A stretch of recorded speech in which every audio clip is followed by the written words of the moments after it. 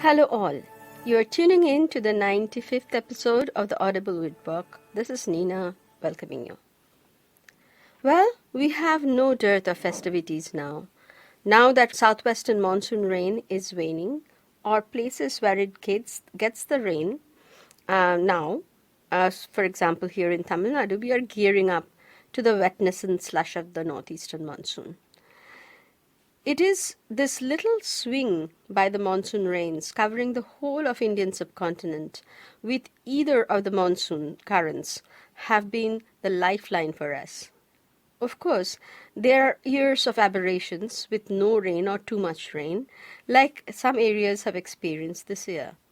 Only some of it is perhaps normal and cyclical, but how much and to what extent climate change will play a role in this is a matter of time to unfold. A disruption of cropping pattern, certain non-predictability, and extreme weather events are noticeably more nowadays than, say, even 15-20 years back. Are we going to dwell on this? Yes and no. We need to understand that this is the situation and do everything on our part that keeps us and the planet healthy. Those of you who have already delved into know that that diversity is the key to our survival.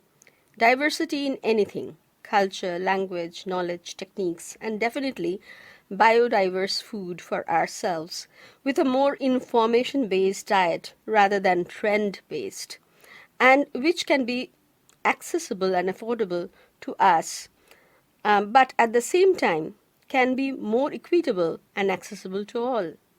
We cannot protect ourselves if we do not protect others. We are truly in it together. This ties up very well to the theme of this year's World Food Day, which is on the 16th of October. The theme is this year is Leave No One Behind. FAO, the UN body called Food and Agriculture Organization, celebrates this day not so much to remember the amazing food culture and traditions around the world, which has, much to be celebrated anyway, but to raise awareness for people who do not have such privilege.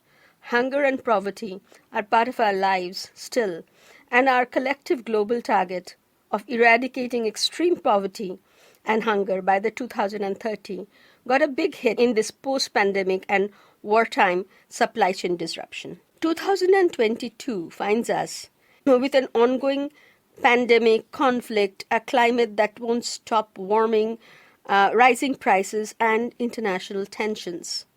This is affecting the global food. But the pandemic, for one, opened up exploration into food we ignored before. The food we stigmatized, food that is local and seasonal. For many, this was the pause that they needed to rethink their food, understand the seasonality and why it is important or what is important for us to live a healthy life when we become truly glocal, i.e. connected globally but operating locally. Webinars across the continents, classes and meetings over the oceans became norm, but at least for some time, food and beverages from afar that we got used to were in short supply. We managed. But now, let us not forget that time. FAO says that this year, the World Food Day, we celebrate food security for all, to build a sustainable world where anyone and everyone, everywhere, has regular access to enough nutritious food. Can we do that by depending on 5 to 6 varieties of handful of grains? How much ever we get technologically savvy and lace our grains with vitamins and nutrients, results have not been great so far. Our treasure trove is not in the labs near or far.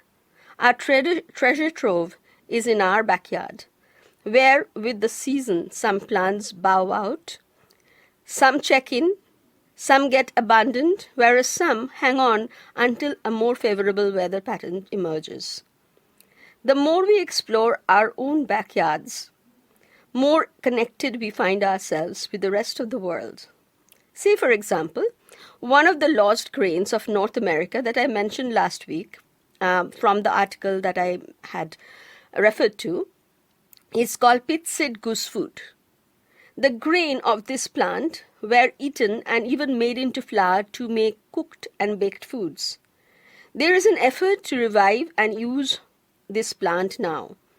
The genera of this plant belongs to the family Amaranthaceae, which you are all familiar with. But closely related cousins from the same genera of pitseed goosefoot, or Chenopodium barlandieri, grows everywhere as well. For example, Chenopodium natale in Mexico, or it is actually the more common name is horizontals. The leaves, flowers, which looks like little green seeds, matured seed shaft made into flour, all are eaten. Not only just eaten, they are considered delicacies. Of course, its cousin now is very popular even in India, Chenopodium quinoa.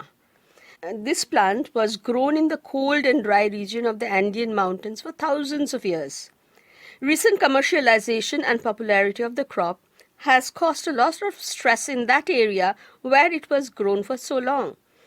Typically, what happens as the pseudo crop became popular or commercialized had happened there. People who depended on it for the nutrition were selling it because of the market forces, and they were opting for less nutritious and processed alternatives. There were many varieties of quinoa that survived centuries, yet commercial endeavors in the recent years favored only few, thus leading to the loss of diversity and loss of some of these varieties. We really, as an uninformed and only short-term business interests, cannot, really afford to be so careless. These kind of business short-term interests have caused major losses in the past, but if we have this in the recent times, we really cannot afford it. This can be prevented with good education, awareness, and more importantly, by anchoring ourselves to the soil, to nature. So important that is.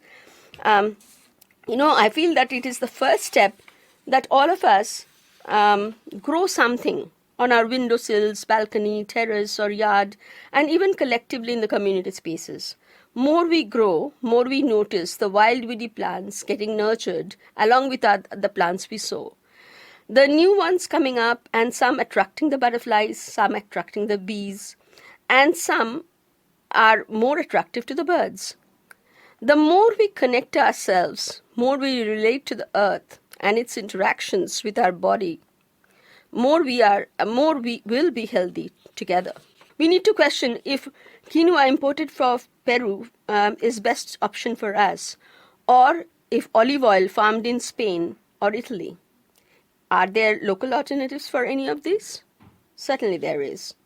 To close the topic of the Chenopodium, well, there are 250 species of Chenopodiums. Is it possible that we do not have one in India as well? Yes, you got it right. We have Chenopodium album, white goosefoot. Can you tell what's most common name in India is? It is Bathua. Bathua grows across India and slightly cooler regime. It is very popular green in northern India. They grow wild even in Karnataka, but in the northern coastal Tamil Nadu, where I am located, I have not seen them, not as yet. Mostly in India, greens of this plant are very popular as a vegetable, especially in the cooler season. Bathua or chil is packed with goodness, essential micronutrients like iron, calcium, zinc, phosphorus, and potassium, and vitamins like A, B, C, and it is also rich in fiber. Both seeds and greens of Bathua or Chenopodium album can be eaten. In India, it is the greens which is most popular. But the plant grows all over in Eurasia and in parts of Europe. This has been eaten as grains for ages. Foragers there are reviving that culture. Since there are millions of recipes of Bathua greens online, I will try out eating the seeds and will post them on my Instagram Edible Weed Walk. If you are following me there, you can join me in my experiment with the bathua seeds. Are these Chenopodium genera without any problems or issues? Why are we not uber familiar about eating them? Well, chaffing wild grain, any wild grain or pseudograin, is a challenge. Once chaffed, which can be time consuming, some may be quite bitter. You may have noticed that there is a certain amount of bitterness in quinoa also. Other wilder ones may actually be more bitter. All Chenopodiums are known to be high in saponin and oxalic acid content. Saponin can be gotten rid by mostly soaking and properly chaffing. Oxalic acid presence means that the plant needs to be carefully cooked and eaten carefully, that is, not too often if one has, issues with kidneys and other renal problems. But all Chenopodiums that I have mentioned and others still grow as wild weedy and wonderful greens and seeds that can be incorporated in our diet with care. And diversity, it would add diversity to our menu. Given the season and the topic of our discussion today, I want to honor collectively all the wild weedy plants. Leave no one behind is perhaps what these weedy plants truly demonstrate. They are available easily, and if we keep our earth clean enough, they are accessible to all, often at zero cost. One such plant is Ipomea aquatica. It is known as kolmi in Bengali, kalamba in Sanskrit, nali in Tamil, kangkong in Malay. There are many other names. It is most likely originated in tropical Asia, but can be found growing wild in South and Southeast Asia, tropical Africa, South and Central America, and Oceania. However, it is an important leafy green veggie only in the East and Southeastern Asia, parts of Eastern India, and it is eaten in other parts of India, though not as popular. We grew up reading stories about those who did not have vegetables to eat, collecting it as part of their daily chore from the swampy areas near the pond, free of cost, and eating this vitamin-rich, nutrient-rich green with rice. Perhaps that's why it also has an association with as a poor person's food. Even at home, while my mother is an excellent cook and a botanist by training, making sure that we eat seasonal greens and therefore got water spinach a few times a year, clearly it was not a favored one. Not because the plant was not very tasty, but it had a stigma attached to it. Somehow that stigma is going now. It is an awesome and yummy vegetable, and those people in southwestern monsoon region can eat it soon. However, we who are facing the northeastern monsoon now will have to wait until the rains are over or when the rain relents for a substantial period of time. Well, here is a recipe you can try out. Pretty simple. Get 300 to 400 grams or one bunch of greens, wash thoroughly, chop. Chop garlic, at least 4 to 6 cloves or as per your choice. 2 or 3 fresh green chilies, slit them. 1 cup of onion chopped, 1 teaspoon of black cumin seeds, 1 teaspoon of sugar, and salt to taste. Take 2 tablespoons of oil. Mustard and sesame both goes very well. Either is fine. Add garlic, and then when it gets a little brown, add the black cumin and chilies. Fry a little, then add the greens.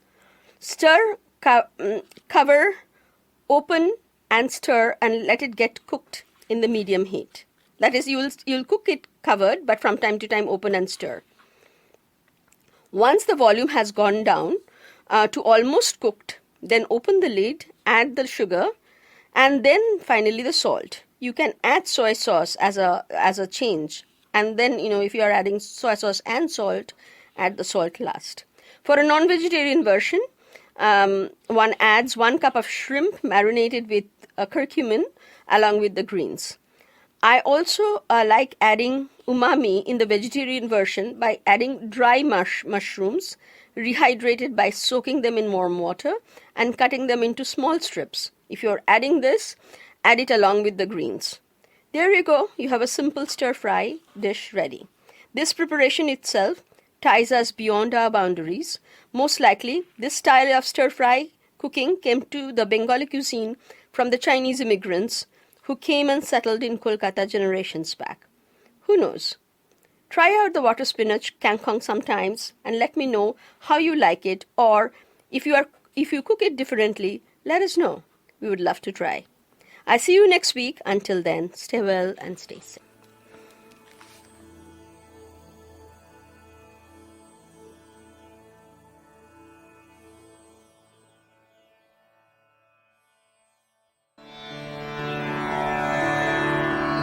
This is Orville Radio, voices from the city of Dawn.